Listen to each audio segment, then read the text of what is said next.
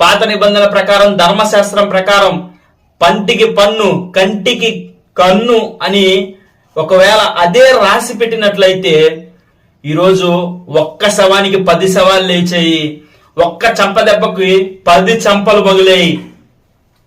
అలా రాయించి పెట్టలేదు కదా. ఒక మనిషిని గెలవాలంటే మనము ప్రేమ ద్వారా మాత్రమే గెలవగలం.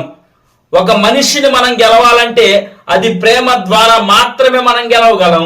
ఒక సత్యాన్ని మనం స్థాపించాలంటే, అది సత్యమును స్థాపించాలంటే అది ప్రేమ మాత్రమే, ప్రేమ ద్వారా మాత్రమే మనం స్థాపించగలం. ప్రియులారా, గమనించాలి, గమనించాలి, గమనించాలి, గమనించాలి. అందుకే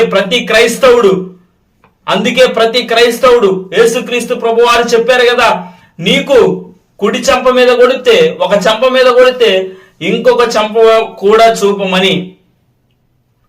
ప్రియులారా, దేవుడు ఒకవేళ కంటికి కన్ను, పంటికి పన్ను అనే ఒక నినాదమే ఉంచినట్లయితే, ఆ వాక్యమే ఉంచినట్లయితే ఈరోజు ఒక్క శవానికి 100 శవాలు లేచాయి, ఒక్క చంప దెబ్బకి 100 చంపలు పగిలేయి.